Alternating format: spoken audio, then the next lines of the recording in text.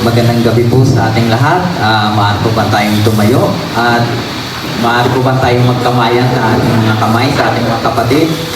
Magkamayan po tayo ng mayroong ngiti. Kasi ang Panginoon po ay nagbigay po sa atin ng kalakasan. Sa buong buhay, nagbigay niya po sa atin ay puro kabutihan. Tayo po ay manalangin. Diyos naming amang makapangyarihan sa lahat.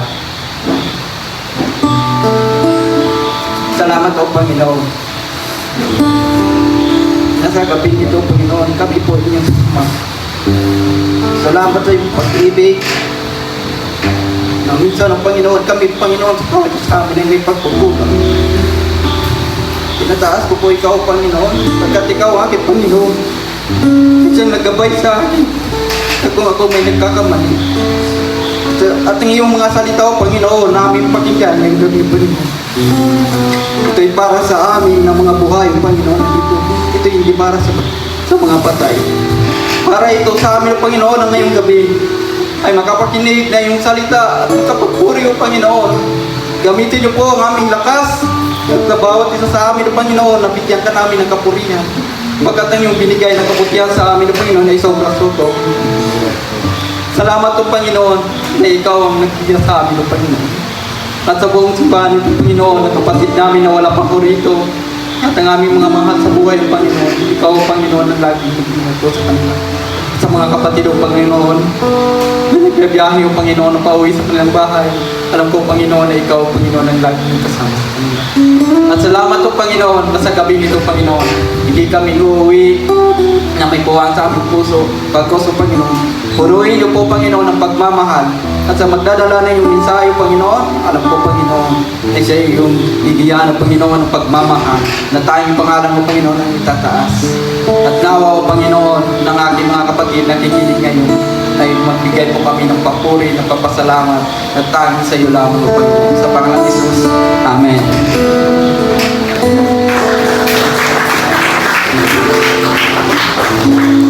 Amen. So, pagparang kami po sa bawat isa. Minsan pa, bakit hindi po natin bigyan ng mataas na palakpak ang ating Panginoon? Yes, Lord. Pakibati naman po ang ating mga katabi. Happy Lord's Day, kapatid! Ayan. Ayan. So, ngayong gabi po, inaanyayahan ko po ang bawat isa na samahan kaming umawit at magpuri at sumamba sa ating Panginoon. Handa na po ba tayong umawit sa ating Panginoon? Kung handa na, pwede po ba isang malakas na blessing siya? Blessings, blessing siya! Amen.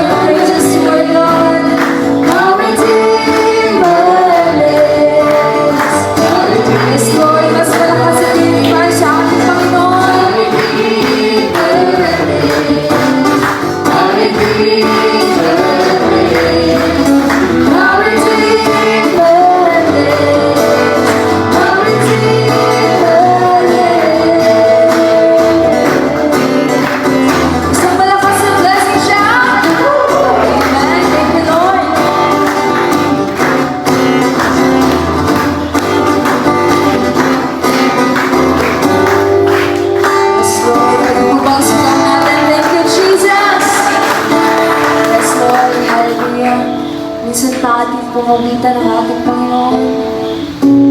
Ating sambahin ang kanyang kadakilaan, ang kanyang pagmamahal sa bawat isa sa atin. Sabi po sa Mark 9 verse 23, walang imposible sa taong nananalig. Amen? Yes, Lord. Holy Spirit, come. Holy Spirit, come. Fill us with your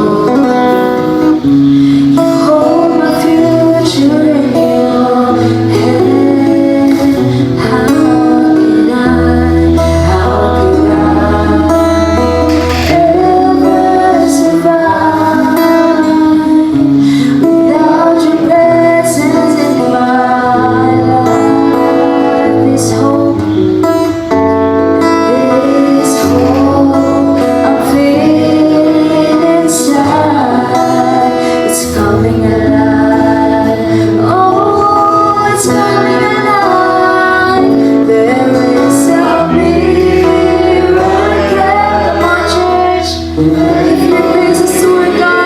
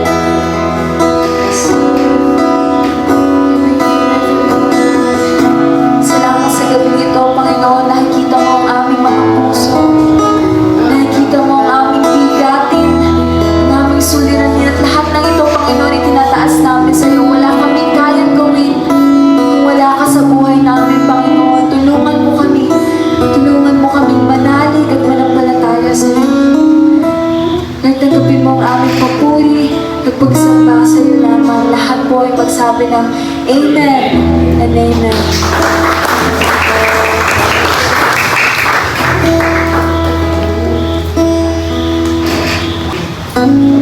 Our first reading from the Old Testament is taken from the book of Habakkuk chapter 2 verse 1 to 4. And for this reading, we will read it responsibly.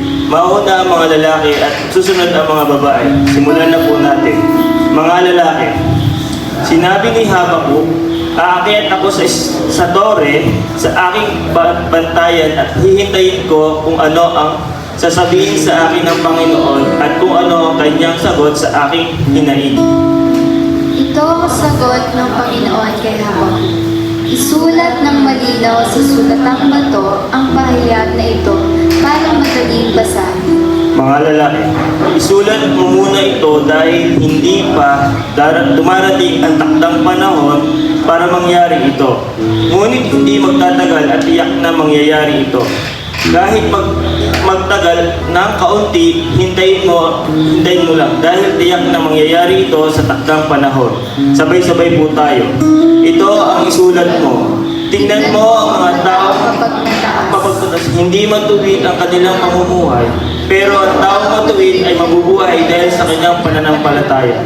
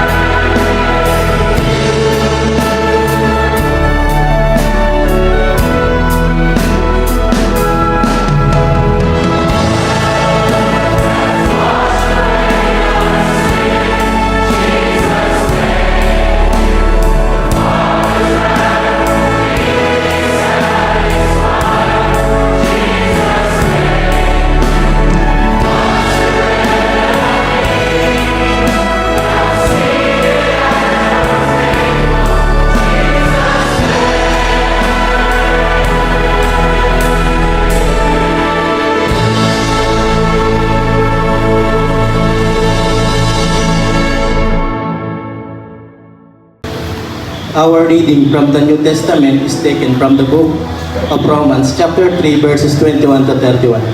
We will be reading it in chorus. Sabay-sabay po tayo. Pero ngayon, inihag na kung paano itinuring ng Diyos na matuwid ang tao. Ito ay hindi sa pamamagitan ng pagsunod sa kautusan. Ang kautusan na mismo at ang mga propeta ang patotoo rito Ang tao ay tinuturing ng Diyos na matuwid sa pamamagitan ng pananampalataya kay Hesus Kristo at walang pinapaboran ng Diyos. Kaya ang sino mga sumasampalataya kay Hesus Kristo ay tinuturing ng matuwid, sapagkat ang lahat ay nagkasala at hindi naging karapat-dapat sa paningin ng Diyos. Ngunit dahil sa biyaya ng Diyos sa atin, itinuring niya tayong matuwid sa pamamagitan ni Kristo Jesus na siyang tumubos sa atin. Ito ay regalo ng Diyos. Isinugo si Kristo Jesus sa mundo para iaalay ang kanyang buhay, nang sa ganoon mawala ang galit ng Diyos sa atin.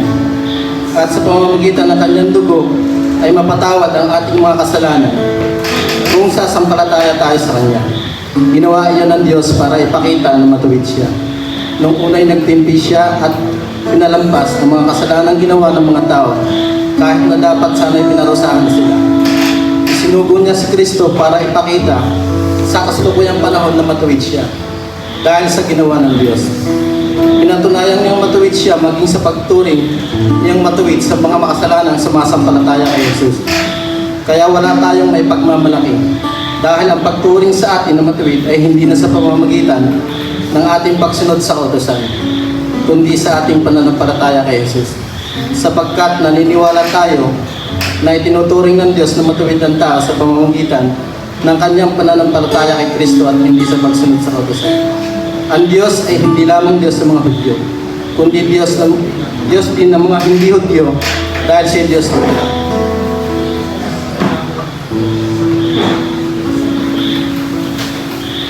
Iisa lamang ang Diyos para sa mga Hudyo at hindi Hudyo. At itinuturing silang matuwid ng Diyos dahil sa kanyang pananampalataya kay Kristo. Nangangahulugan ba ang binabaliwala namin ng kautusan sa pamamagitan ng pananampalataya? Hindi, sa halip, lalo pa namin tinutupad ang layunin ng kautusan.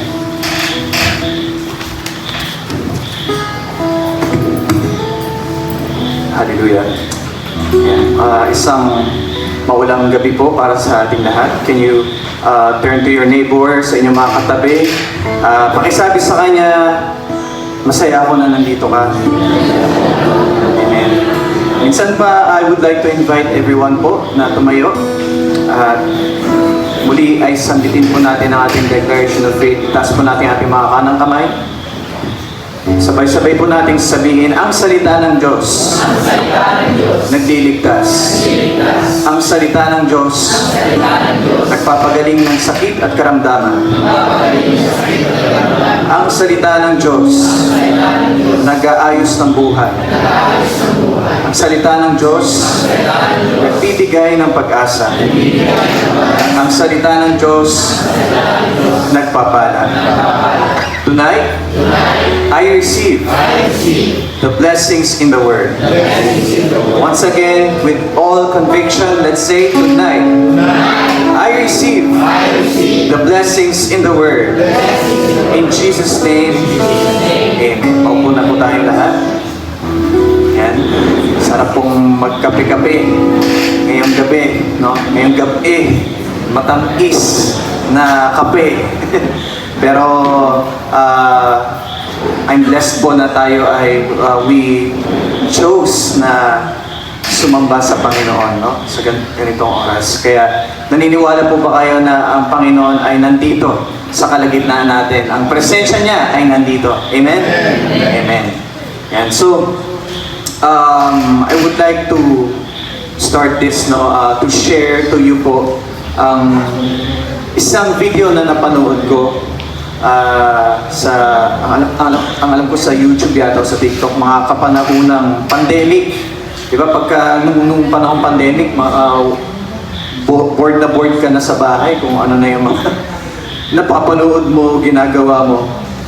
So may napanood kami isang magician. Hindi ko alam kung magician talaga. Nag-perform sa America's Got Talent, pumasok siya sa stage na parang isang professional magician. Kompleto ang costume, confident ang dating, at masasabi mong, wow, mukhang may matinding magic to. So, panoorin po natin tong video. I'm Leoz. I'm from Israel. And what are you going to be doing for us today? I'm a mentalist. I do telekinesis. What's it called? Telekinesis. Telekinesis. Telekinesis. Telekinesis. Am I saying this correctly? Well, you're saying it That's with an correct. Israeli accent. Well, what is it? Telekinesis. Telekinesis. I'm So- moving objects with my mind. Okay. So, do you think this is worth $1 million act? You are the judges. Good answer.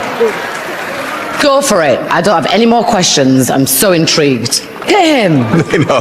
He's very serious. Is he serious?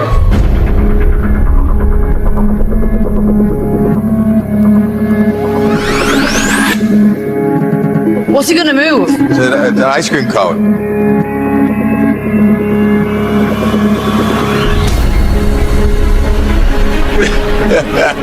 Is this a joke?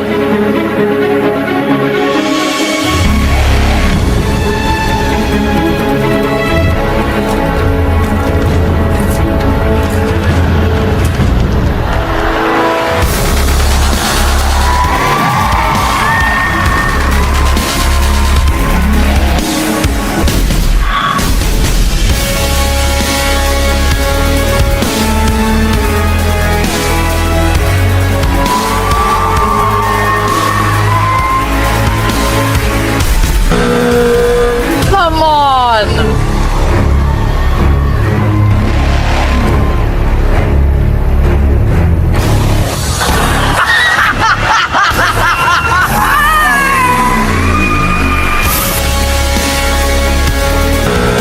No, hold on. Wait.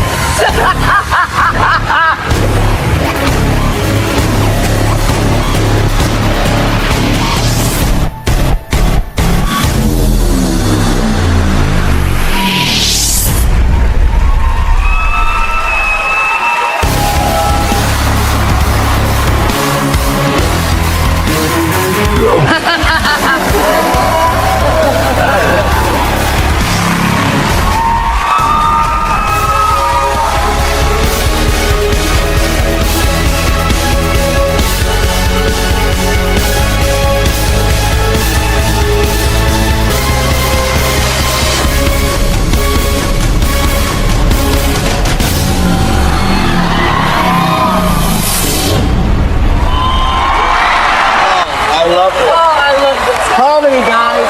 Harmony.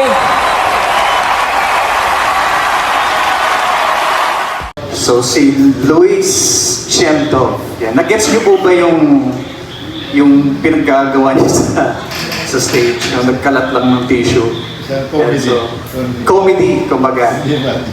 So hindi pala siya talagang magic. So ang main ano niya act ay isang comedic act, no? So sino po dito ang may kasing taas na self-confidence na parang si Luis? Yan, yung mga tiwalang-tiwala sa sarili dito. Yan, naranasan niyo ba yun sa sarili niyo na sabi, buong-buo yung loob mo na di kaya ko, no? So, iba pala yung napasukan mo, no? So, habang pinapanood ko yun, no, naisip ko, minsan, ganyan din tayo, no, spiritually, sa buhay natin, buhay Kristiyano. Madalas, mas nagfo-focus tayo sa kung paano tayo magmukhang matuwid, no? Kumbaga dun sa illustration, pinilit niya na magmukha siyang magician, na comedian pala siya. No, sa atin, no, we try to look righteous. We try to look like we are okay. Tingnan niyo ba yung katabi ninyo? Mukhang okay pa ba yan? Okay ka pa ba? Ayan, tanongin niyo. Yan. Sinasabi natin na hindi naman ako katulad niya. Mas mabait naman ako kaysa sa iba. Mas mukhang mabait kahit minsan mukha akong kontrabida. Nagsisimba naman ako. Nagsiserve naman ako sa ministry. Pero ang problema, hindi tao ang standard natin. At higit sa lahat, hindi natin kayang lokohin ang Diyos. Amen po ba? Hindi natin kayang lokohin ang Diyos. Hindi mo pa man nasasambit sa iyong mga bibig, alam na ng Panginoon ang iniisip mo. No? So yan mismo ang gustong ipakita ni Paul sa Romans 3. Hindi interesado ang Diyos sa performance natin o sa image na ipinapakita natin sa iba. Hindi niya sinusukat ang righteousness natin batay sa comparison sa ibang tao. Naranasan niyo na ba na ikumpara ka ng mga tao sa iba? Diba? So, hindi pala doon nasusukat yun. Ang tinitingnan ng Diyos ay ang tunay na kondisyon ng puso. Tanungin niyo po yung katabi niyo, kamusta ba ang imong heart? May nagpapatibok mo ba dyan? Oo, yung kape. 3 baso ng kape. Kape na lang yata. So, kaya bago ibahagi ni Paul ang napakagandang balita sa sa Romans 3:21, kailangan muna niyang sirain ang maling confidence natin sa sarili. Kailangan muna natin tanggapin na wala pala talaga tayong may pagmamalaki sa harap ng Diyos. At kapag nawala na ang tiwala natin sa sarili nating kabutihan, saka magiging napakaganda ng mga salitang but now o subalit. Yun po yung ating aralin, justification by faith, by resting in Christ. Minsan pa, let's bow down our head and let's pray. Lord, we invite you, Panginoon, this evening, Lord. Kaya mo na ikaw ang maitaas, ikaw ang maging sentro ng aming pag-uusapan, ng aming mga pag-iisip, ng aming mga motibo, Panginoon. Nais namin, Lord, na matuto, Panginoon, sa iyo. And we want to take this word seriously. Hayaan mo na maging seryoso kami dahil alam namin na seryoso ka, Panginoon, na may gusto kang gawin sa buhay ng bawat isa. Sa akin, Panginoon. Hayaan mo na ikaw ang magsalita. Hayaan mo ako lang ay ang magsilbing mouthpiece mo, Panginoon. Salamat, Lord, and I believe, Lord, na may gagawin ka. And this we pray in Jesus' name. Amen. Palakpakan po natin ang Panginoon. So, ang ating pagtalakay ng justification through faith or by faith, ito po ay nahati sa 5 parts na malatitle ng movies o kanta. Kaya, actually, mag-stretching tayo dahil para mag-movie marathon din tayo sa mga videos na papanoorin natin. Ay ilan lang naman. So, ang 5 parts po, una ay it's not about trying harder. Pangalawa, pare-pareho pala tayong may problema. Someone had to pay. Pang-apat, walang pwedeng magyabang. At panghuli, how do we live the gospel? So, hindi na po natin masyadong i-delay. Let's talk about the first part. It's not about trying harder. Pakisabi po natin, 1, 2, 3, go. It's not about trying harder. Sabi sa Romans 3:21-22, subalit ngayon, ang katuwiran ng Diyos ay inihayag ng hiwalay sa kautusan. Ito ay pinatotohanan ng kautusan at ng mga propeta. Verse 22, ang katuwirang ito ng Diyos ay sa pamamagitan ng pananampalataya kay Hesukristo. Ito ay para sa lahat at sa kanilang lahat na sumampalataya dahil walang pagkakaiba. Sino dito ang nananampalataya kay Jesus Christ? Yan. And I believe lahat po tayo. No? And notice, ano po yung pinakaunang salita na nabanggit dito sa verse na to? Ano po yung unang salita? Subalit. Yan. Or but. Dahil may context po yan. Ang context nito ay to answer the question, paano nga ba totoong magiging katanggap-tanggap sa Panginoon? Paano nga ba tayo magiging qualified sa Panginoon? Alam nyo, dahil maraming mga Hudyo they naturally assume na ang pag-obey sa law or kautusan, they played a central role, no? Pero, si Paul, he introduces something entirely new. Hindi dahil binago ng Panginoon ang plano, pero ang plano ay fully revealed or naihayag kay Jesucristo, no? Ang sabi nga dyan, no, hiwalay sa kautusan or apart from the law. Hindi po ibig sabihin niya na ang kautusan ay masama. Uulitin ko po ha, hindi po ibig sabihin na ang law or yung Ten Commandments, hindi po iyon masama. Masama po ba ang law? Hindi po. Yan. So bubuti, na-establish po natin yung thought na yun, or idea na yun. So, ibig sabihin lang, ang righteousness cannot be earned by obeying the Mosaic law. Kaya nga yung kautusan, no? Ang pagiging matuwid, pagiging mabuti, ay hindi siya na-earn, or hindi siya, anong Tagalog ng earn? Hindi siya nakukuha or natatanggap sa pagsunod lamang sa law, no? Pangalawa, righteousness comes through Jesus Christ. So, ang main point ni Paul ay God's righteousness is received through faith, hindi sa human achievement or sa mga nakamtan mo na sa buhay mo. Again, ang pagiging matuwid ay nakakamtan lang sa pamamagitan ng pananampalataya. Kanino? Kay Jesus Christ. Yun po ang formula natin. Okay po? Ngayon, ano po ba itong concept ng faith? Ano po ba itong pananampalataya na to? So, isimplify natin, ang faith dito sa context na to ay from the Greek word pistis. Huwag po kayong tumingin sa katabi nyo. Sinabing pistis. Ganun po talaga ang basa niya, no?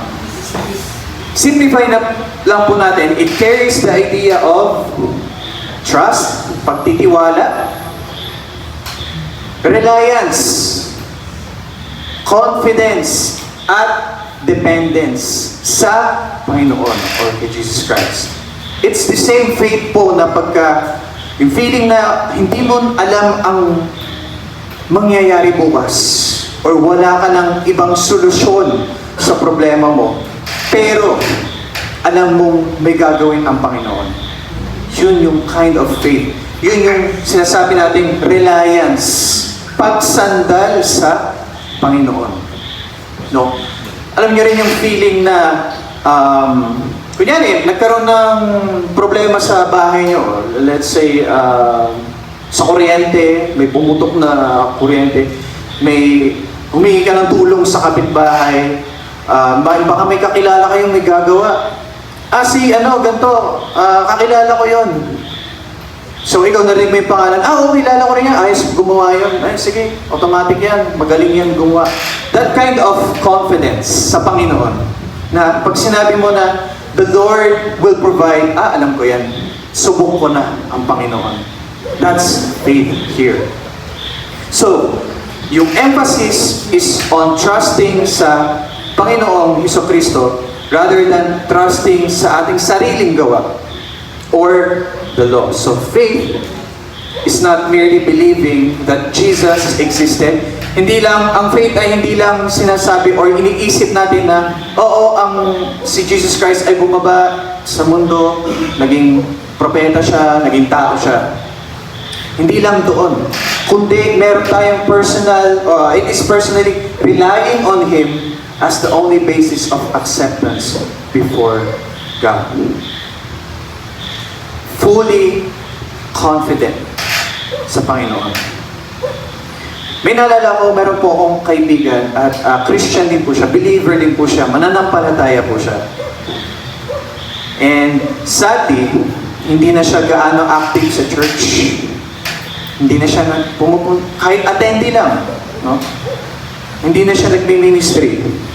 Pero inadmit naman niya na meron pa rin siyang relasyon sa Panginoon.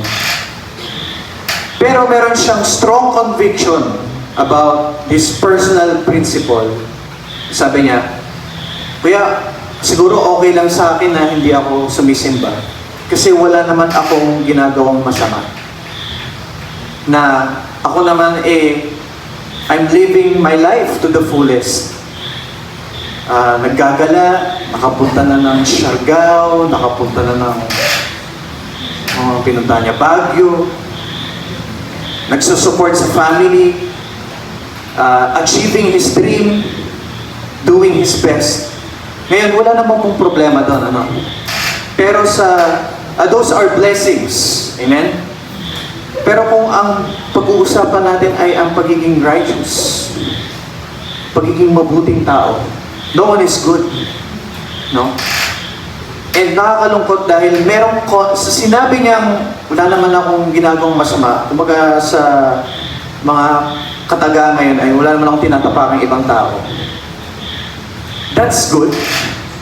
Pero hindi pa rin yun ang standard ng Panginoon. No? Kasi meron pa rin human effort. Sabi nga kanina, hindi through human achievement na-earn ang righteousness. Kung meron tayong 0.01% ng contribution sa righteousness, maliit lang yun sobrang liit lang nun, 0.01%. Kung meron tayong contribution sa righteousness ng ganun sobrang gatuldok lang, tingin nyo, qualified po kaya yun sa Panginoon? Kahit ganun kaliit lang. Qualified pa rin kaya yun? Malamang hindi. Dahil only our faith in Jesus Christ. Perhaps we can agree na ang tunay na mananampalataya can admit that his deeds or kung ano man yung mga prinsipyo mo sa buhay, accomplishments, reasons, logical thinking, or anumang status ng buhay mo ngayon are far too inadequate or hindi sapat to become righteous. Kapatid, it's not about trying harder. Kasi if you keep trying harder to become righteous, nag-e-effort ka lang sa wala. Amen. Can we agree on that? Amen po ba doon? Naranasan nyo na ba yun na ginawa mo ng lahat? Yung palang lahat ng yun ay para lang sa wala.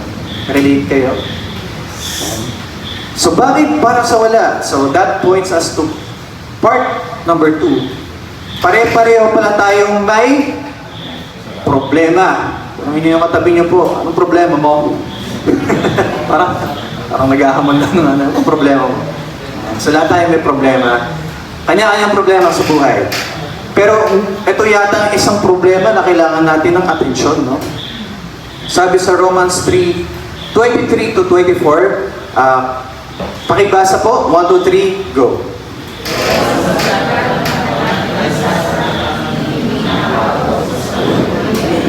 Verse 24.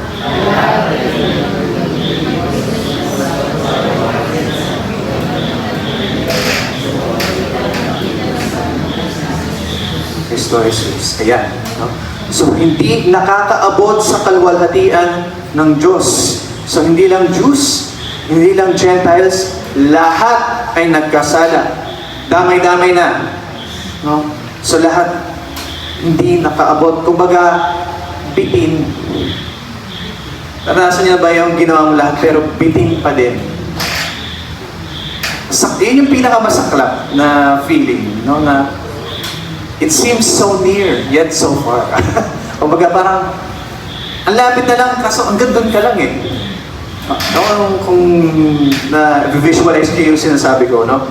Ako, marami po akong experience ng rejections at mga munti ka na sa buhay.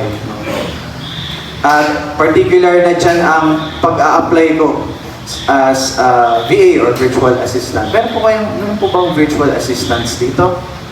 Yan, wala. So, yun po ay, kumbaga work from home setup lang siya.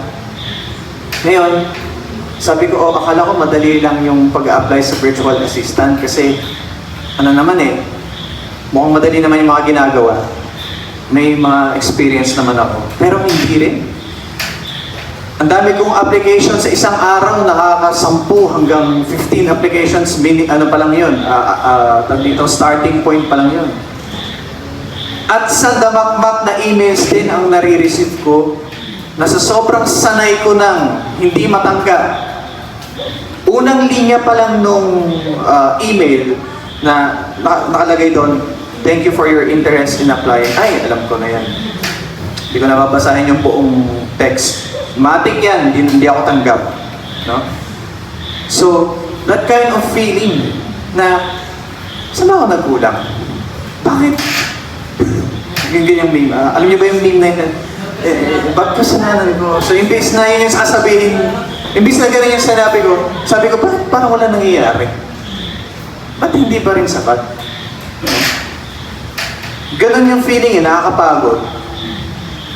Kapatid, pagod ka na ba? Nakakapagod eh, na ginagawa mo lahat but you still feel empty. Parang walang nagsasatisfy sa puso mo. Yung feeling na bigo, that's who we are. Yun po tayo kung walang Kristo sa buhay natin. No?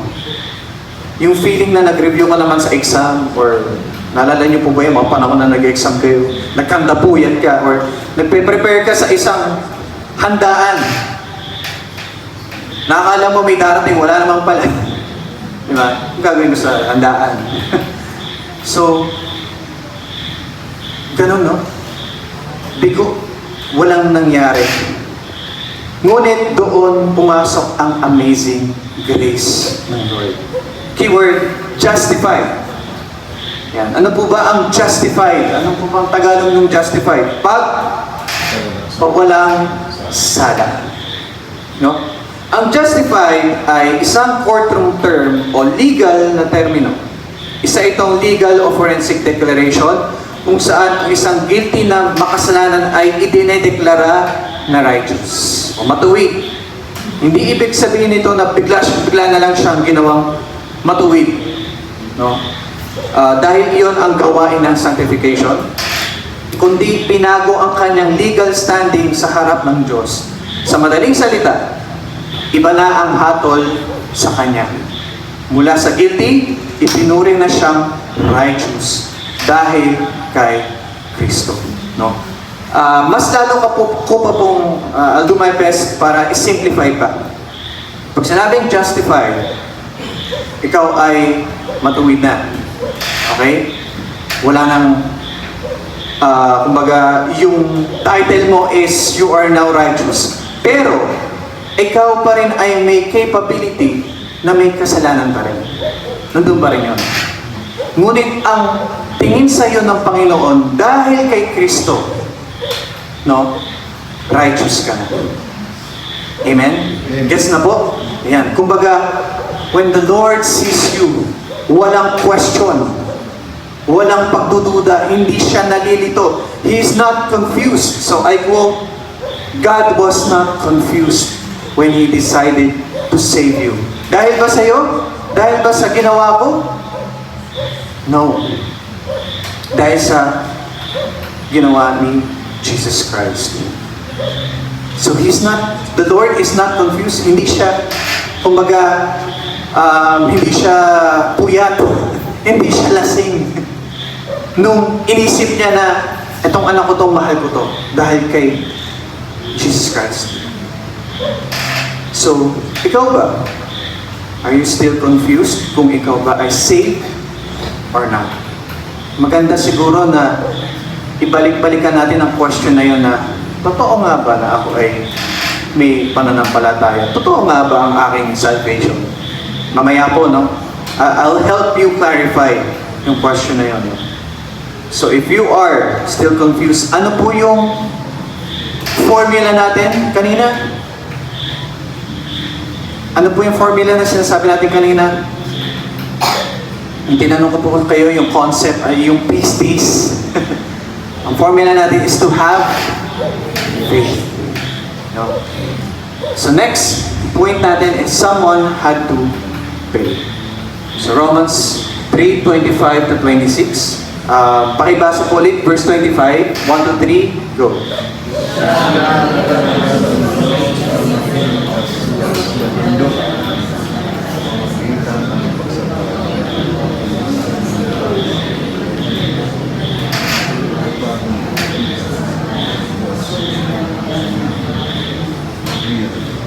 Yes. I love that. Very sabay-sabay tayo. So, ayun. Sabi dyan, kasiyasiyang handog. Grabe yung description, no? Yung kasiyasiyang handog. Pag kasi tayo ang hinahandog, parang hindi masaya ang Lord. Diba? Verse 26, ginawa niya ito upang ipakita ang kanyang katuwiran sa kasalukuyang panahon, sapagkat siya ay matuwid at tagapagpaging matuwid sa kanila na sumasampalataya kay Jesus. No? So dito yung ipinagpaliban niya ang kahatulan, pinagpaliban niya sa mga nakalipas na kasalanan sa pamamagitan ng kanyang kahinahunan. So, he chose his gentleness over his anger or wrath. Ang paghimagsik niya. Pinalala ko, may nagtanong po sa akin kung ano daw po ang aking take sa argument na to. Someone from a certain sector, sa isang sekta, sabi niya, bakit kayo naniniwala kay Jesus Christ? No, marami kasing religion na nagsasabi na hindi po Diyos si Jesus Christ. Pero tayo, naniniwala po tayo, the Lord, Jesus Christ is God. Tama? Pero, sabi niya, kuya, anong masasabi mo dito? Sabi kasi nung friend kong from this sector, hindi naman Diyos ang Panginoon. Bakit niyo sinasamba? Dahil naging flesh siya or naging tao siya. So, isa lang siyang teacher or propeta. So, since naging tao siya, meaning, makasalanan siya. Kasi tayo nga, naturally, dahil tayo ay flesh, tayo ay naturally born sinful. No? So, I paused for a few seconds. And I answered, I agree, but I disagree. Yes, naging tao siya, at nagkaroon siya ng kasalanan. Pero kaninong kasalanan? Kasalanan mo. Kasalanan ko at kasalanan natin lahat. And I quote this verse sa 2 Corinthians 5:21. For our sake, He made Him to be sin, who knew no sin, na walang kasalanan, ipinalik niya yung posisyon niya so that in Him we might become the righteousness of God. Substitute. No? Sinubstitute tayo ng Panginoon through Jesus Christ. And I disagree dahil may pagkakaiba ang makasalanan sa makasalanan. Amen po ba? So, pinapaliwanag ng mga talatang ito kung paano kayang patawarin ng Diyos ang mga makasalanan nang hindi isinasantabi or kino-compromise ang kanyang justisya. I would like to show this, no? Ang Diyos ay nananatiling matuwid or just. Dahil hindi niya pinaliwala ang kasalanan, naparusahan pa rin ito. So, ang Lord, kita pa rin niya. Alam niya, hindi siya, hindi siya nagbubulag-bulagan. Alam niya na may kasalanan pa rin tayo. No? And that's being just. No? Fairness. At siya ay tagapagpawalang sala or the justifier dahil malaya niyang ipinapahayag na matuwid ang mga sumasampalataya kay Jesus. So He is perfectly just, matuwid, at perfectly merciful. May awa, may habag ang Diyos. No? Kapatid, until sin be bitter, grace can never be sweet. Hanggat hindi po natin sineseryoso. Alam po natin na the Lord, Jesus Christ saved us. We are righteous, matuwid tayo dahil sa ginawa ng Panginoon, dahil kay Jesus Christ, dahil sa pag-ibig niya. Pero mga kapatid, hindi po ticket ang grace ng Lord para tayo ay magpatuloy sa kasalanan. Huwag, sana po iwasan po natin yun, no? Na ano naman si Lord naman nagpapatawad naman so okay lang. No? Okay lang na magmura pa din ako. Matjudge pa din ako. Okay lang na gawin ko itong gawain na to. Yan yung nananahi ng kalsada. Alam niyo po yan? Hey, familiar po ba kayo doon? Alam ko, familiar po yun. Diba? So, hindi po ganon. I want you to give weight or bigat sa kasalanan dahil seryoso pa rin ang kasalanan. Matindi pa rin ang kamandag ng kasalanan. No? Hanggat tayo po ay hindi pa rin tayo truly glorified at together with our Savior, kailangan natin naging sanctified. No? Yun yung binabanggit po kanina ng sanctification. Gaano kaseryoso ang kasalanan? Jesus had to be punished in replacement sa atin because of sin. Ganun po kaseryoso yan.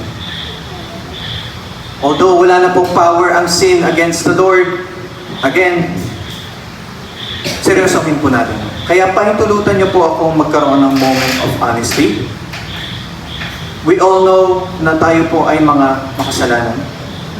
Kaya tatanungin ko po kayo, what are you most guilty of? Marahil ang ilan sa atin may mga kasalanang nakumit na mabigat. Marahil you're guilty of not knowing what sin you have committed na ngayon mo palang na-discover, ay kasalanan pala yun. Whether small or big. Now, for illustration, nais ko pong ibahagi ang napanood kong video about this guy. Siya po ay isang serial killer. Ang pangalan niya ay si Gary Leon Ridgway. Known as the Green River Killer, murdered or pumatay ng 48 na kababaihan along Route 99 before he was caught in 2001. Siya po ay sentenced to life in prison in December 2003, having committed more murders than any serial killer in US history at the time. Panoorin po natin. On November 5th, 2003, all doubt of Ridgway's guilt was erased. He pleaded guilty to the murders of 48 women. He'd made a deal to cooperate with the prosecution to provide more information on his victims and the whereabouts of their remains. In doing so, he avoided a trial and possible death penalty. Mr. Ridgway, how do you plead to the charge of aggravated murder in the first degree as charged in count 1 for the death of Wendy Lee Caulfield? Guilty. How do you plead to the charge of aggravated murder in the first degree as charged in count 2? Guilty. Guilty. Guilty. It's like he didn't have any remorse at all for what he had done. You know, he'd killed so many people, he didn't remember who they were, what they looked like. I just couldn't believe that somebody could kill all those people and not remember them. Neither could the angry relatives of his victims, who were invited to speak in court when Ridgway was sentenced to life without parole on December 18th, 2003. You had said your memory, when it comes to all of the women you took, was gone. Our memory is not. In your words, you said that they didn't mean anything to you, but she meant everything to us. She was a mother, she was a wife, she was a sister, and we miss her. Gary Ridgway sat there stone-faced as victims' relatives damned him and mocked him. He's an animal. I wish for him to have a long, suffering, cruel death. He's gonna go to hell, and that's where he belongs. But then the emotionless facade finally cracked when the father of one of his victims appeared to surprise him with a dose of human kindness. Mr. Ridgway, there are people here that hate you. I'm not one of them. You've made it difficult to live up to what I believe, and that is what God says to do, and that's to forgive. You are forgiven, sir. Those tears and a statement he made to the court later that day were as close to showing real remorse as Gary Ridgway had ever come. Grabe po yung power of forgiveness. No? Alam niyo po, habang pinapanood ko to, naisip ko, alam ko yung ating kumbaga, sympathy ay nasa mga family of the victim. Pero minsan, lagay natin yung sarili natin kay Gary. No? And si Lord yung God the Father, siya yung mga family of the victim. Isip ko siguro ang Lord ay tao, na parang tayo, meron siyang perspective ng isang tao. Siguro ganun din yung sasabihin niya sa atin. No? Pagka magpe-pray tayo, Lord, forgive me. Imagine niyo yung sabi ko, no, you are an animal. Sasabihin tayo ng Lord na gano'n. Because we are equally sinful as Gary. No? Sabihin ng Lord sa atin, I wish you to go to hell. Sabi dito, no? Pero hindi ganun ang Panginoon. And we should be grateful na hindi tao ang Diyos natin. And yung si Robert Rule, yung tatay ng isang victim, he said, forgiveness, I forgive you. And if we can illustrate that na siya si Jesus Christ, no? Siya yung tumanggap, siya yung kumalimot sa hate ng lahat, no? And God said, I forgive you. He saw His love for us at the cost of Christ. So you know, and I would like to show this illustration. His forgiveness outweighs condemnation. Mas matimbang ang kanyang forgiveness. Sabi sa Romans 8 verse 1, there is now no condemnation in Christ Jesus. Kaya tinanong ko po kayo kanina, what are you most guilty of? Or, naiintindihan niyo na po ba yung bigat ng sin natin? That without Jesus Christ, we are just walking sinners na walang pag-asa. No? At kung meron mang nangyari sa buhay ninyo na it led you to sin, to do sinful things, na nagbago sa buhay ninyo, gusto ko pong sabihin sa inyo, kapatid, sa Kanya may totoong buhay. Sa Kanya may tunay na pagbabago. And in Him there is a new beginning that promises hope, and there is redemption. Ayan. So again, sa Kanya may totoong buhay, may tunay na pagbabago, there's a new beginning that promises hope, there is redemption. Kaya sabihin niyo po sa katabi ninyo, may pag-asa pa. We are found guilty but justified because someone has paid.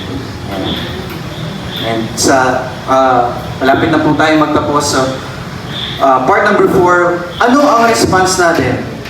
Dapat walang pwedeng magyabang. Sa Romans 3:27, saan pa makapagmamalaki? Wala na. Sa pamamagitan ng anong kautusan? Sa pamamagitan ba ng mga gawa? Hindi. Kundi sa pamamagitan ng kautusan ng pananampalataya. True faith. Kanina pa po natin nababanggit yan, yung formula na yan. Yan yung basic formula. Ang faith, sabi sa Ephesians 2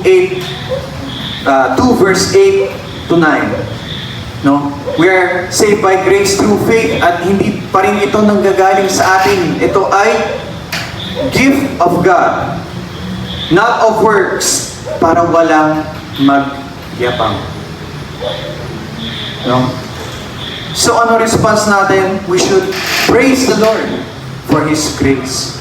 Verse 28, kaya kinikilala natin na ang tao ay pinapaging matuwid sa pamamagitan ng pananampalataya.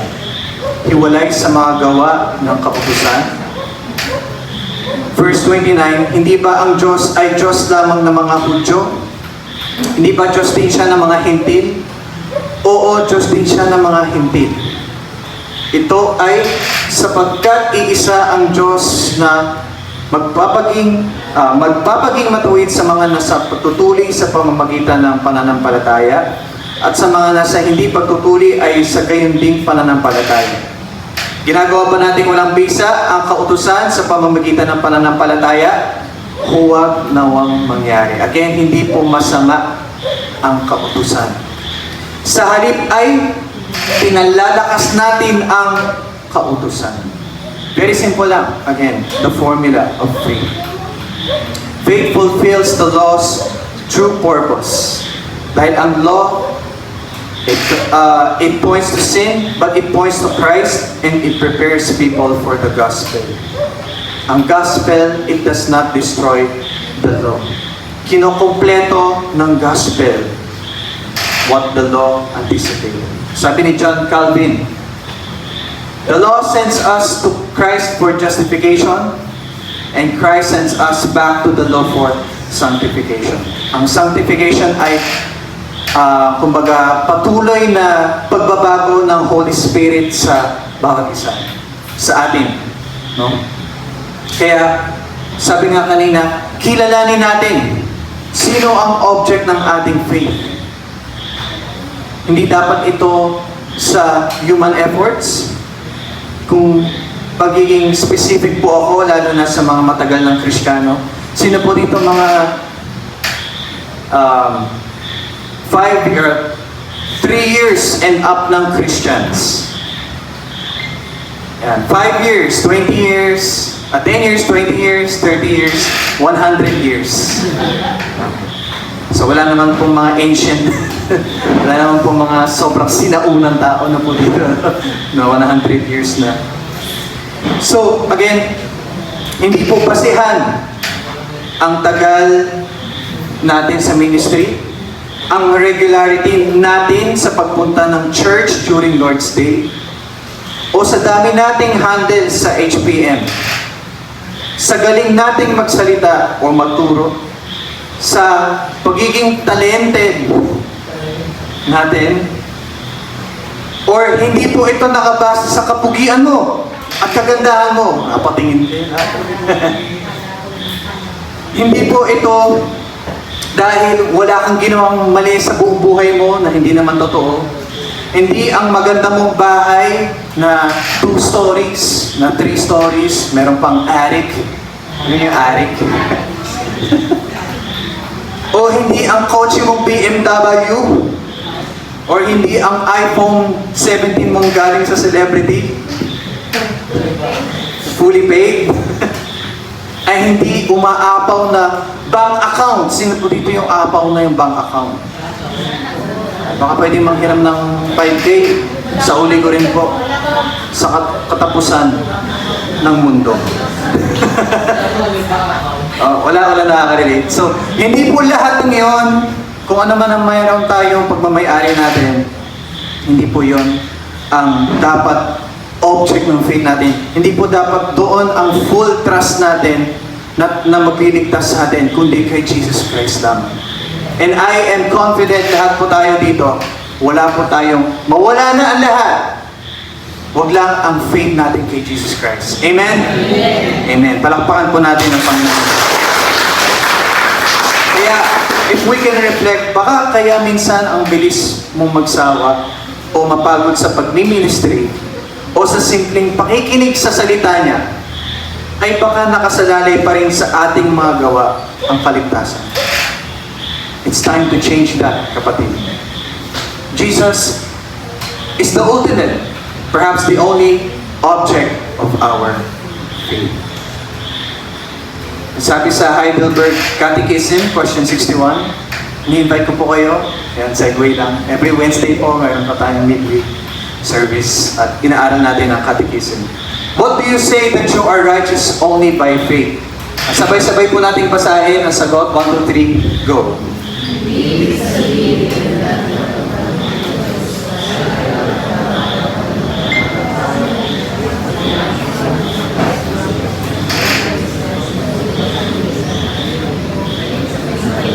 Yes.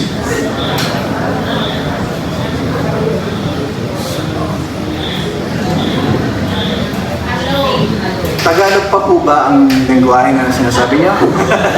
Joke lang po. So again, lahat po ito ay, at ang tanging paraan para matanggap at maangkin natin ito ay sa pamamagitan lamang ng pananampalataya. Kanina pa po natin yan nababanggit. Kung inyong mapapansin, every verse, laging merong nakabanggit na faith in Jesus Christ. Kapatid, sana sa pag-alis natin dito, hindi lang talata ito, pamumuhay din ito. I will walk with faith in Jesus Christ. No? Kaya yun po yung last point natin. How to live the gospel. Unang-una, siya sa atin yung sarili. Self-examination. Sabi sa 2 Corinthians 13:5, ako na po magbabasa para sure na Tagalog talaga. Suriin ninyo ang inyong sarili kung talagang tunay ang inyong pananampalataya. Siya sa atin ninyong mabuti ang inyong sarili.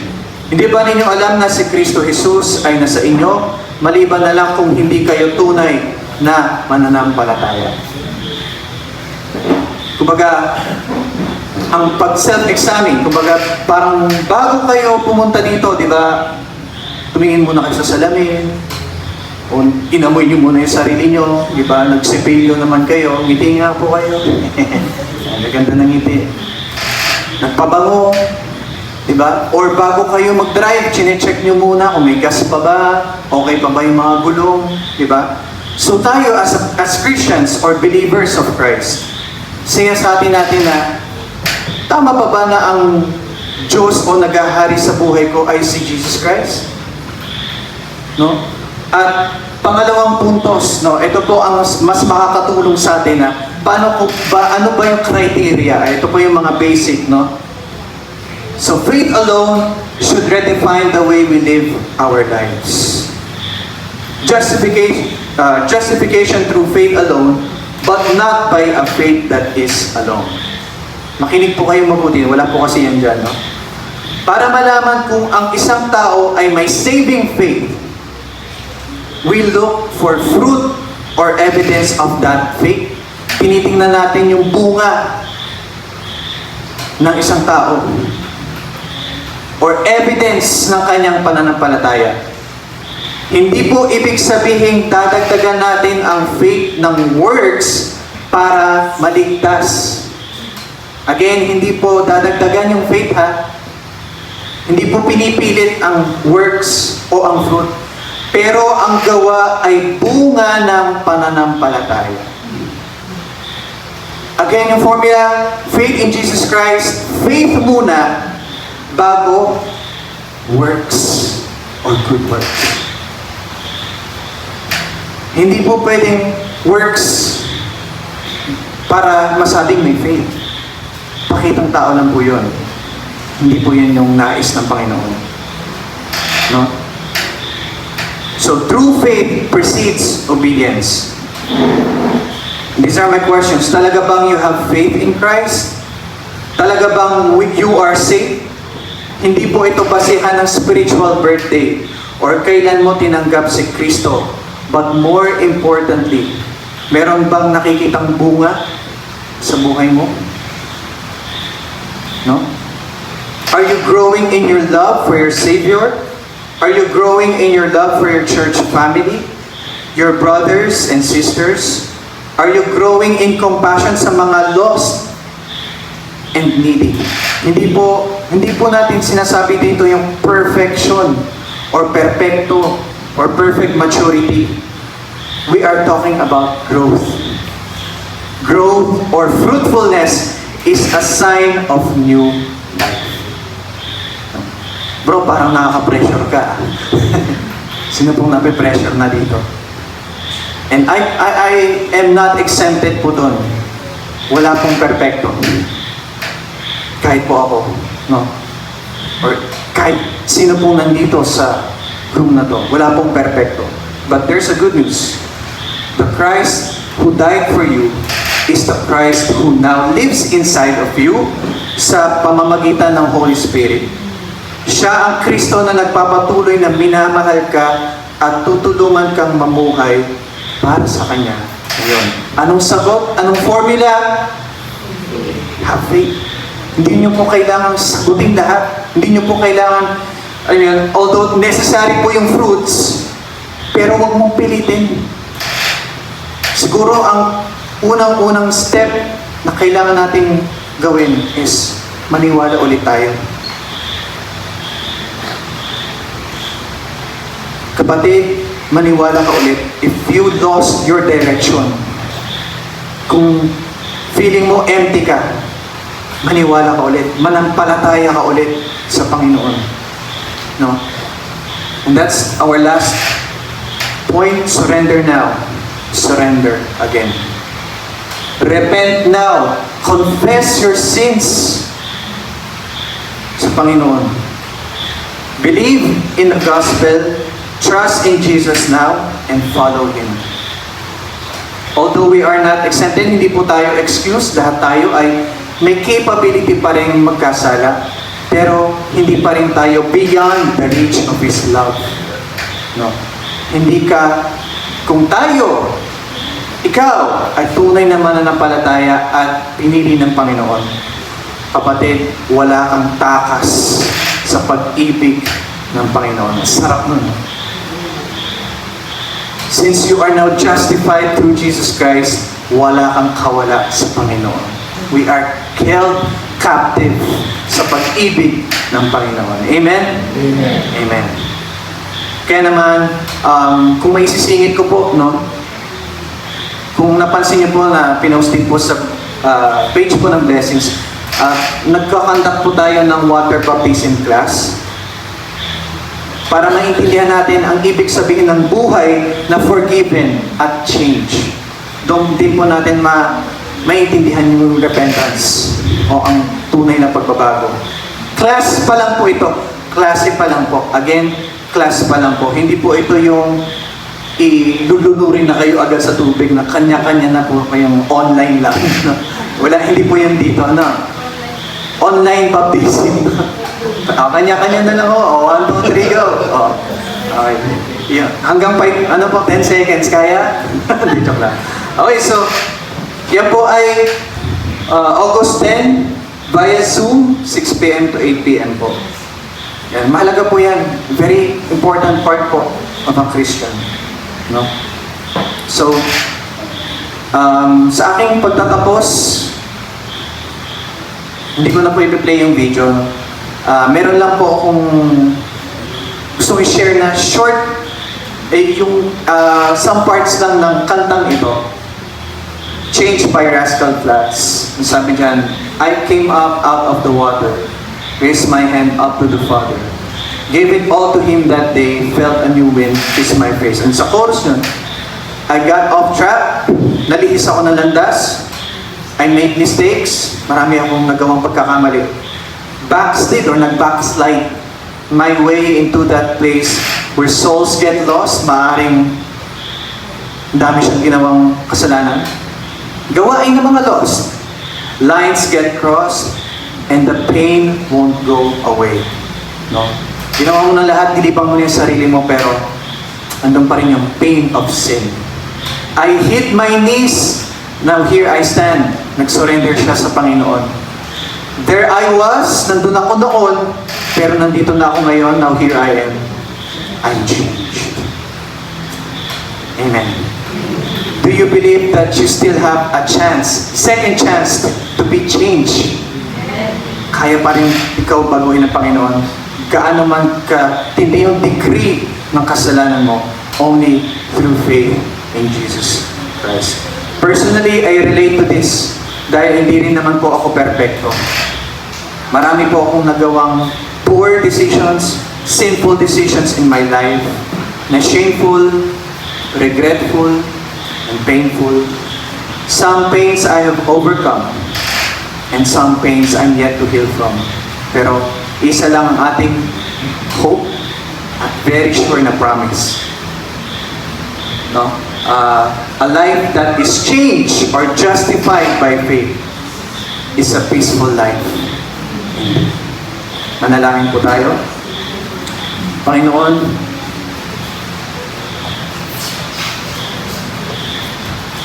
tonight, wala kaming ibang sasambahin. Wala na kaming ibang sasandalan ng pag-asa, kundi ang pangalan mo lang, Jesus Christ.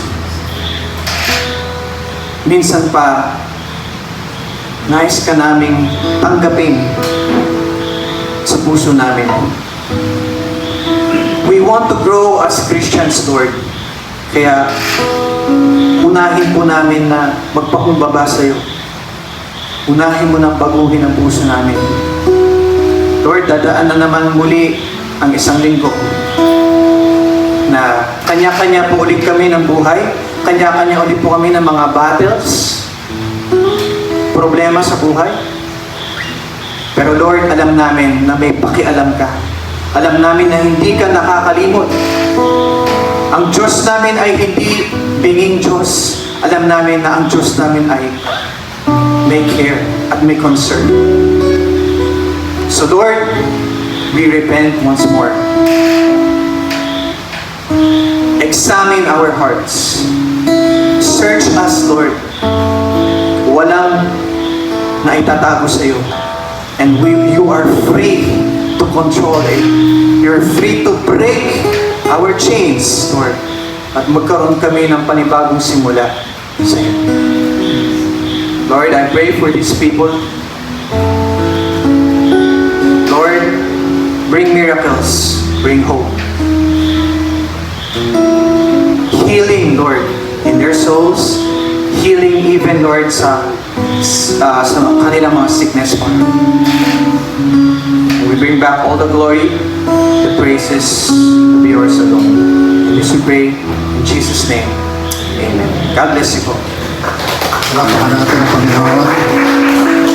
Salamat, Brother Lou, sa napakayamang pagkapaliwanag. Ginamit ka ng Panginoon para kami ay lumago sa aming pananampalataya. So, salamat.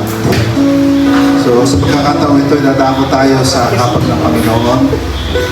At habang tayo kumukuha pa ng pamilya elements, nais kong magbigay ng ilang takeaway na ukol sa napag-aralan natin na napakahalaga. Talagang tanging sa pananampalataya. Sabi sa Gawa 4:12, sa silong ng langit, walang itinalaga ang Diyos na mapagliligtas sa atin, kundi ang Panginoong Jesucristo. Salvation is found in no one else, through Christ alone. At sabi sa Gawa 16:31, sumampalataya ka, ikaw ay maliligtas, ikaw at ang iyong sambahayan.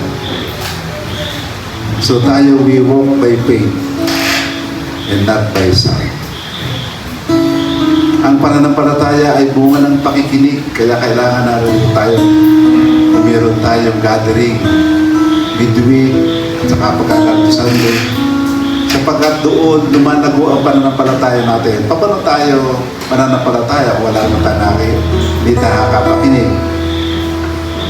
At paano makakapakinig naman kung walang paghahayag ng salita ng Diyos? So, ang sa pananampalataya ay bunga ng pakikinig ng salita ng Diyos.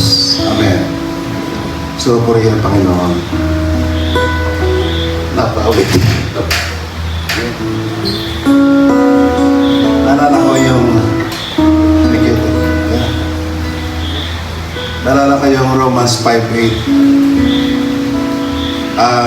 Sabi doon sa Romans 5:8, while we are still sinners, habang tayo makasalanan pa, ang ating Panginoon ay namatay para sa atin. gayong kabuti ng Panginoon. Kaya ang hapag ng Panginoon ay pagkasadula ng kanyang pag-ibig na siya ang umako ng pagbabayad sala sa ating mga kasalanan. Sabi nga ni Brother Do, naging substitute natin. Tayo makasalanan, kinuha niya ang kasalanan mo't kasalanan ko. At siya ay banal, ipinagkaloob sa atin. Kailan tayo sumampalataya sa Kanya. Kaya sabi sa Romans 8:1, there is now therefore no condemnation, wala nang kahatulan na gagawin pa sa atin ng Diyos kung ikay na kay Kristo. At kung tayo kay Kristo, isa na tayong bagong nilalang. Wala na yung dating kalikasan na makasalanan, kundi banal ka na sa paningin ng Diyos. Because Christ is already in you. No? Asa atin na si Christ in the person of the Holy Spirit. Ephesians 1:13. Ang seat of ownership ay ang Holy Spirit. Nung sumampalataya ka, Acts 1:8, binigyan ka ng kapangyarihan. That kapangyarihan is no other than the person of Christ, the Holy Spirit. So ang pananampalataya is a gift from God. Bunga ito ng banal na espiritu, gift of faith. Just like the gift of discernment, gift of miracles, gift of knowledge and wisdom. Ngayon din, kaloob din ito. Kaya narito, bakit tayo narito? May pananampalataya tayo at kapatid, ligtas ka na kung tunay ang ating pananampalataya. Sa ating hapag ng Panginoon, may tagubilin dito. Sa 1 Corinthians 11:20, 26 and 27, ganito. Dapat daw pagtanggap natin, ay tanggapin natin pagkain ng tinapay at pag-inom sa kupa ng Panginoon ng nararapat. Kung kaya dapat pakasuriin natin ang ating sarili. To search our heart. Mayroon bang mga bagay pagsalansang o kasalanan tayo nagawa? Kaya naalala ko, sabi ni Brother Lo, it's in your beginning. Ang ganda ho na may ganito, na may communion, para ba makakapagsimula ka muli? Pagkakataon para to surrender to God. 1 Corinthians 1 John 1:9, no? Ikukumpisan mo ngayong kasalanan sa Panginoon, say tapat, mahal ka, papatawarin ka, at lilinisin tayo. So this is the time of awakening. Here I am, Lord, I surrender to you. No? May mga karumihan tayo, naisip, nasalita at nagawa. Pwede ba sa pagkakataon hindi mo po tayo at kanya-kanya tayong magkumpisan ng ating pagkukulang sa Panginoon. Ang ating Diyos ay tapat, is rightful and just to forgive us and cleanse us from our unrighteousness. And we become worthy to receive, to participate sa celebration ng hapag ng Panginoon. Okay, go on. Come to God. Kumpisan natin ang ating pagkakasala. Maliit man ito at malaki, siya ay tapat and very much willing na patawarin ka. Kaya nabanggit ko kanina sa Romans 5:8, habang tayo makasalanan pa, He died for us para mapura na ang ating mga pagkakasala. At ang cross, binura ang ating mga kasalanan. Hallelujah. Thank you, God, for giving us. Salamat, Panginoon, sa pagpapatawad mo po sa amin, sa aming mga kasalanan na salita, naisip, nagawa, o mga bagay na dapat namin gawin na mabuti na ipagpaliban namin o hindi namin nagawa. Patawad, Panginoon. Thank you, Lord, for making us whole. Thank you, Lord. In Jesus' name, Amen. Tanggapin po natin ang tinapay na simbolo na katawan ni Kristo.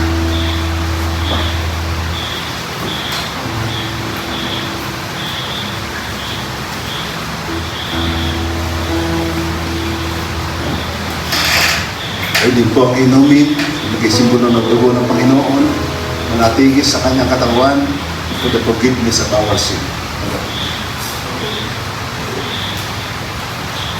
Palakpakan natin ang Panginoon. Purihin ang Diyos. Thank you, Lord. Manatili po tayong nakatayo. At sa pagkakataon pong ito, sabay-sabay po natin babanggitin yung ating pong pangako bilang magkakapatid sa ating Panginoon, ang ating pong covenant. Sa bilang po ng 3, lagay po natin ang ating kamay sa ating pong dibdib. 1, 2, 3. Kami ay nagpasya. Kami ay nagpasyang magmahalan bilang magkakapatid. Ang isa ay para sa lahat, ang lahat ay para sa isa. Ang lakas ng isa ay lakas ng lahat. Ang kahinaan ng isa ay kahinaan ng lahat. Kami ay nagpasyang magtulungan sa hirap at ginhawa. Ang bawat isa ay hugutan namin ng lakas. Kami ay nagpasyang sama-samang lumago bilang mga anak ng Diyos. Sa pangalan ni Jesus, Amen. At pwede na po tayong maupo. For tonight po, meron po ba tayong mga newcomers? Yung first time po na nakadalo sa ating pong evening service. So kung wala na po na, pwede bang ilagay mo doon sa announcement ng sa couples. So I want all of the, we want to invite yung po ating pong mga couple, na meron po tayong couples retreat na gaganapin po sa November 14, 2026. So matagal pa po ito. So ini-invite po namin ang lahat po ng mag-asawa. Okay po. Ito po ay, sabi nga ay, ang araw-araw nating buhay ay napaka-busy. So let us give one day to refresh our mind and then matuto how to disciple our children. Kaya po ang ating pong tema sa darating po na couples retreat ay masayang tahanan, marriage and parenting as discipleship. Yan. So meron po tayong guest speaker, si Attorney Winnie and Sister Maloy Salumbides. So ito po, pwede na po natin pag-ipunan yung ating 800 pesos per head or 1,600 per couple. So ano po yung mga cover po ng ating pong payment? Ito po yung AM snack, 12 noon lunch, PM snack. So lahat po ng food natin, all of our food po ay buffet. So muli po, inaanyayahan po namin ang mga mag-asawa na maging bahagi po ng ating pong couples retreat. So ito naman po ay ipopost din po sa ating FB page. Pwede niyo pong i-scan ang ating QR code for registration. So yun lamang po, nawa po ay makasama po namin yung mga mag-asawa po again, November 14. So thank you po. Yan po yung ating isa sa mga highlight na ating pong announcement. So ngayon naman po, let us prepare our offering and giving to our Lord. Tawagin ko po si Sister Mary B.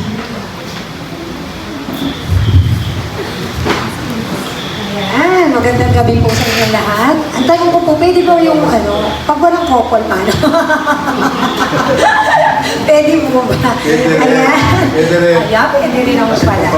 So yan, maraming salamat po sa Panginoon sa napakagandang mensahe na binigay niya sa atin ngayong gabi.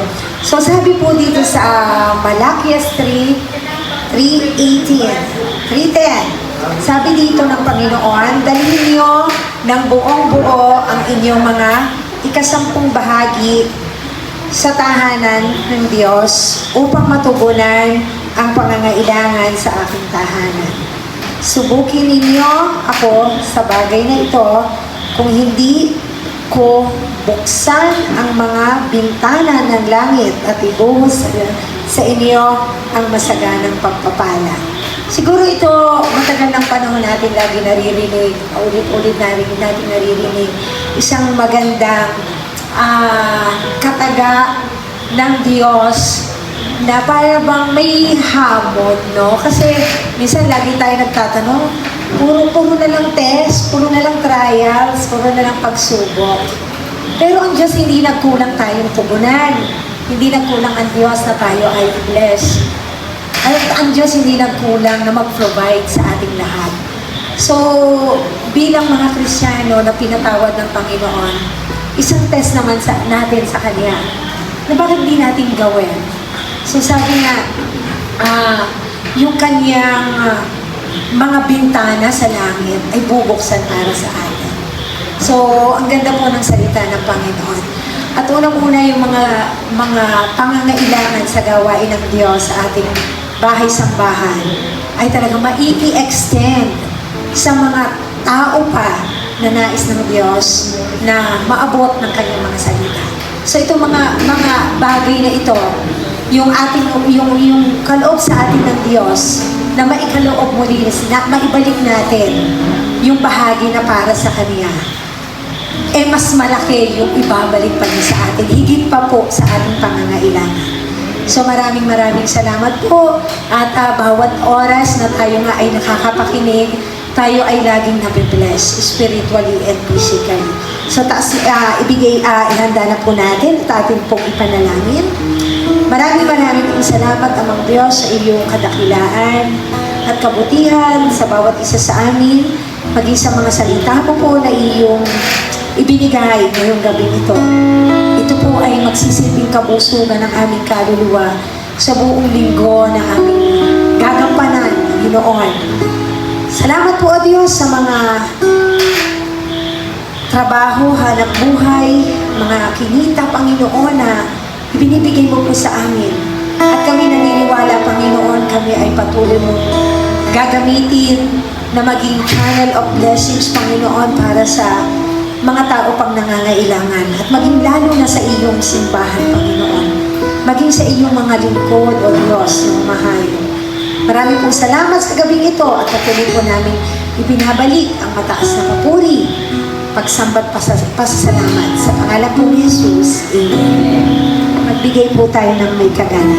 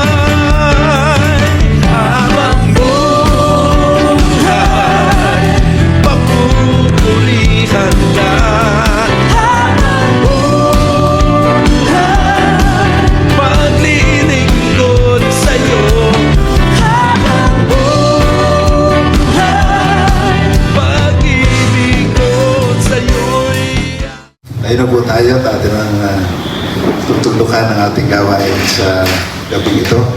Taas po natin ang ating kanang kamay for the benediction. Para sa lahat, salamat Lord sa bagong buhay na kaloob mo po sa amin. sa kaloob mong regalo for the gift of faith na meron kami ngayon. Salamat, nabatid namin sa aming pag-aaral sa gabi ito na wala na kaming kahatulan pagkat kami nasa iyo. Kami pagmamayari mo na. Lord, salamat. Tinuturuan mo kami na kami maging dependent sa iyo, magtiwala sa iyo, to rely on you, to trust in you. Thank you, Lord. Thank you, Lord. Beginning today, tulungan mo kami na huwag kaming mag-step out of dependence from you. Na sa lahat ng pagkakataon ay kami sa iyo aasa.